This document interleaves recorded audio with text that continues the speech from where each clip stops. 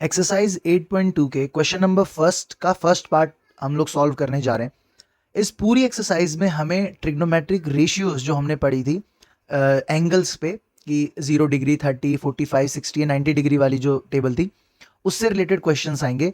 तो मैं आप लोगों से ये उम्मीद करता हूँ कि आप लोगों ने जो शुरुआत वाली वीडियो थी ट्रिग्नोमेट्रिक टेबल वाली वो ज़रूर देख ली होगी, उसकी ट्रिक भी देख ली होगी कि कैसे उस टेबल को हमने बनाया था। और अगर वो आपको समझ में आ गया होगा तो ये फिर बहुत ईजी एक्सरसाइज है। तो हम लोग शुरू करते हैं। सबसे पहले हमारे पास क्वेश्चन है sine 60 degree multiply cos 30 plus sine 30 degree multiply cos 60।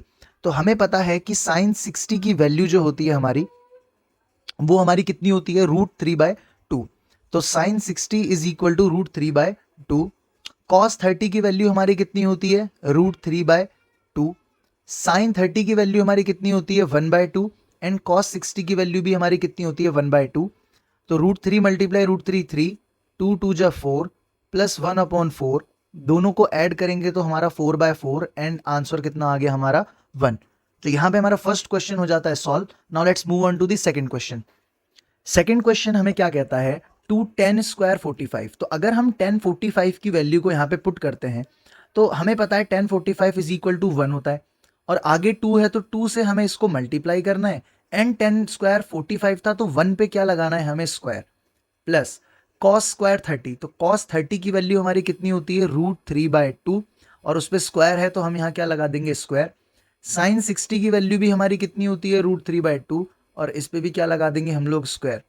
तो हमारे पास 2 मल्टीप्लाई 1 2 √3 का स्क्वायर 3 होता है 2 का स्क्वायर 4 माइनस √3 का स्क्वायर 3 एंड 2 का स्क्वायर हमारे पास कितना आ गया 4 प्लस 3/4 माइनस 3/4 हमारा कट गया और हमारा इस क्वेश्चन का आंसर कितना आ गया 2। Now let's move on to the third part. Third part में हमें क्वेश्चन ने कहा है cos 45 upon sec 30 plus cosec 30। तो हमें पता है कि हमारे पास cos 45 की वैल्यू अगर आप लोगों ने वो टेबल पढ़ी है तो आपको पता होगी कि cos 45 इज इक्वल टू होता है आपका 1/√2। sec 30 की वैल्यू आपकी होती है 2 अपॉन में √3 एंड cosec 30 की वैल्यू होती है हमारे पास 2 अपॉन में 1। अब अगर मैं इनका एलसीएम लेता हूं नेक्स्ट स्टेप में 1/√2 अपॉन में √3 एंड 1 का एलसीएम कितना आएगा √3 ऊपर 2 रहेगा यहाँ पे 1 है तो यहाँ √3 से मल्टीप्लाई कर देंगे ऊपर नीचे तो 2√3 हो जाएगा। तो अगर मैं इसको सॉल्व करता हूं तो यहां पर कितना आ जाएगा 1/√2 अपॉन में अब आप देखें जो सबसे नीचे होता है वो सबसे ऊपर मल्टीप्लाई हो जाता है तो यहां पर √3 मल्टीप्लाई हो जाएगा और जो बीच वाले दोनों हैं वो आपस में मल्टीप्लाई हो जाएंगे तो √2 मल्टीप्लाई हो जाएगा आपका 2 + 2√3 से। अब नेक्स्ट स्टेप में मैं यहां पे एक लाइन खींच लेता हूं। तो नेक्स्ट स्टेप में आपके पास √3 अपॉन में √2 को 2 से मल्टीप्लाई करेंगे तो आपका आएगा 2√2 एंड √2 को 2√3 से करेंगे तो आपका आ जाएगा 2√6। अब वैसे तो हमारा क्वेश्चन यहाँ सॉल्व हो गया है बट क्योंकि आपने क्लास 9th में पढ़ा है कि कभी भी मैथ्स में नीचे डिनोमिनेटर में रूट्स नहीं छोड़ने होते तो हम लोग यहाँ पर इसको क्या करेंगे हम लोग इसको रेशनलाइज करेंगे। अब रेशनलाइज कैसे करते थे सेम डिनोमिनेटर वाली चीज को ऊपर मल्टीप्लाई करा के बट हम वहां पर क्या बदल देते हैं उसके साइन में चेंज ले आते हैं जो कि हमने प्लस के साइन को माइनस का कर दिया। अब आप मल्टीप्लाई करेंगे तो ऊपर हो जाएगा 2√6 माइनस 2√18 अपॉन में आपको पता है a minus b a plus b का होल स्क्वायर का फॉर्मूला लग जाएगा 2√2 का होल स्क्वायर माइनस 2√6 का होल स्क्वायर।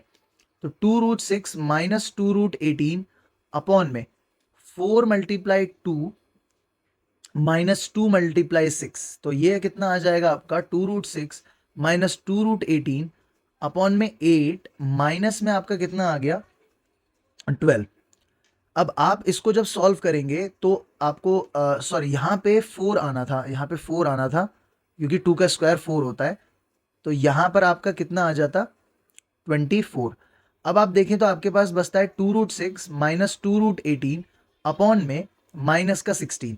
अब आपके पास दोनों तरफ यहाँ पे भी 2 कॉमन है एंड यहाँ पे भी 2 कॉमन है तो अगर हम लोग चाहें तो 2 को कॉमन लेके कट कर सकते हैं डिनोमिनेटर से वरना आप यहाँ पे भी आंसर को छोड़ सकते हैं। अब देखें तो हम लोग क्या करेंगे हम लोग 2√6 माइनस 2√18 को मैं ये लिख सकता हूं 2 मल्टीप्लाई 3 मल्टीप्लाई 3 अपॉन में क्या है मेरे पास माइनस का 16। तो अगर आप देखें तो मेरे पास यहाँ पर 3 कॉमन निकल रहे हैं, तो क्या मैं ये लिख सकता हूँ 2√6 माइनस 3 मल्टीप्लाई 2 रूट में 2 अपॉन में माइनस का 16। यहाँ पर 2 और 2 कॉमन है तो 2 कॉमन निकल जाएगा, √6 माइनस 3√2 यहाँ पर आपका ब्रैकेट में बचेगा, अपॉन में माइनस का 16। 2 से माइनस 16 कट गया तो आपके पास जो वैल्यू बच गई वो कितनी बच गई, √6 माइनस 3√2 अपॉन में माइनस का 8। अब आप अगर बुक के पीछे आंसर देखेंगे तो वहां पे उन लोगों ने माइनस के 8 में से माइनस कॉमन लिया है, तो ऊपर जो है वहां पे भी माइनस कॉमन लेंगे और ये वैल्यूज जो हैं ये चेंज हो जाएंगी और आपका आंसर जो है वो मैच कर जाएगा। तो आप अगर उसे यहाँ पे भी छोड़ देते तो कोई दिक्कत नहीं थी, आप इसे आगे सॉल्व करते हैं कॉमन वगैरह लेके तो भी कोई दिक्कत नहीं है। Let's move on to the question number 4। Question number 4 में हम लोग वैल्यू पुट करते हैं। सबसे पहले हमारे पास वैल्यू है साइन 30। साइन 30 की वैल्यू कितनी होती है 1/2। tan 45 की वैल्यू होती है 1। cos 60 की वैल्यू होती है 2/√3। देन sec 30 की वैल्यू होती है 2/√3। आपके पास cos 60 की वैल्यू होती है 1/2 एंड cot 45 की वैल्यू कितनी होती है आपके पास 1। अब आप एलसीएम लेंगे, तो जब आप एलसीएम लेंगे तो 2 एंड √3 को आप मल्टीप्लाई कर देंगे तो वही आपका एलसीएम हो जाएगा। अब जिधर 2 के पास √3 नहीं है तो ऊपर और नीचे दोनों तरफ √3 मल्टीप्लाई करा देंगे।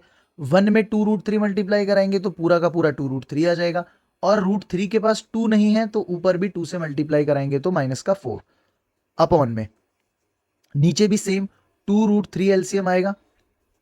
यहां पर आप 2 मल्टीप्लाई कराएंगे तो 4 प्लस यहां पर आएगा आपका √3 एंड आपका दूसरे तरफ आएगा 2√3।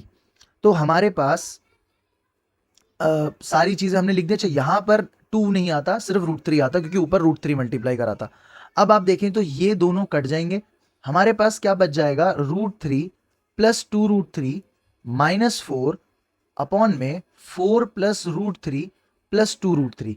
अब √3 प्लस 2√3 ऐड हो जाएगा तो आपके पास क्या बचेगा 3√3 माइनस 4 और नीचे क्या बचेगा 4 प्लस 3√3। अब आपको पता है कि हम लोगों को क्या करना होता है, नीचे रूट नहीं छोड़ सकते तो हम लोग इनके साइन को क्या करेंगे चेंज, रेशनलाइज करने के लिए। तो रेशनलाइज कैसे करेंगे, साइन चेंज करेंगे और हम ऊपर नीचे दोनों जगह क्या कर देंगे मल्टीप्लाई कर देंगे। तो आप मल्टीप्लाई करेंगे तो आपके पास क्या आ जाएगा, ऊपर आप मल्टीप्लाई करेंगे तो ऊपर आपके पास एक फॉर्मूला भी लग रहा है, बाकी आप मल्टीप्लाई करके भी कर सकते हैं। तो 12√3 माइनस 27 माइनस 16 प्लस 12√3 ये आपके पास आएगा ऊपर। नीचे आपको पता है कि नीचे तो a माइनस बी का a square minus b square का फॉर्मूला लग जाता है, तो a square minus b square. तो ऊपर क्या बचा आपके पास 24√3 माइनस में 43 अपॉन में 16 माइनस में 27। तो आपके पास क्या बचा 24√3 माइनस 43 अपॉन में माइनस का 11। माइनस आप कॉमन लेंगे तो आपके पास माइनस कॉमन लेने के बाद ऊपर बच जाएगा, माइनस कॉमन लेने के बाद 43 माइनस 24√3 और नीचे आपके पास माइनस का 11 है। माइनस से माइनस कट गया तो आपके पास लास्ट जो आंसर बच गया वो क्या बच गया 43 माइनस 24√3 अपॉन में 11।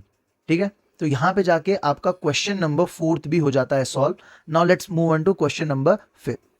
क्वेश्चन नंबर 5 की अगर हम वैल्यूज को पुट करते हैं तो हमारे पास सबसे पहले हम लोग cos 60 की वैल्यू डालेंगे।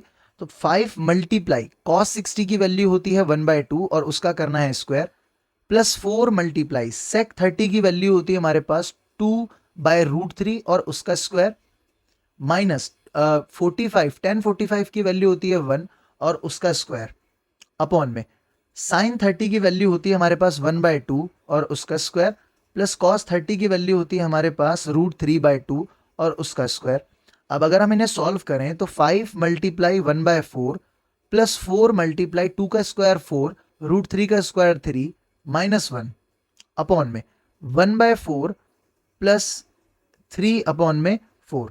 तो यहां से आपके पास क्या आ गया 5/4 प्लस 16 अपॉन 3 माइनस 1 अपॉन में 4 अपॉन में 4। तो ये तो कट के आपके पास 1 ही बच गया। तो आपके पास यहां पर जो दो ऊपर ऊपर जो बचा हुआ है उसका आप एलसीएम लें तो 4 और 3 का एलसीएम आपके पास कितना आ जाएगा 12। तो ऊपर आप 3 से मल्टीप्लाई करेंगे 15, 4 से मल्टीप्लाई करेंगे 64 एंड 12 से मल्टीप्लाई करेंगे तो 12। तो 15 प्लस 64 आपके पास होता है 79 माइनस 12 अपॉन में 12 और सॉल्व करने पे आपके पास आएगा 67 अपॉन में 12 और ये आपका क्या हो गया आंसर। तो हमारे फर्स्ट वाले क्वेश्चन के पांचों पार्ट हमने सॉल्व कर लिए हैं। अब हमारे पास टिक द करेक्ट बचते हैं, तो वो हम लोग नेक्स्ट वीडियो में सॉल्व कर लेंगे। तब तक के लिए आप लोग अपना बहुत ख्याल रखें और पढ़ाई करते रहें।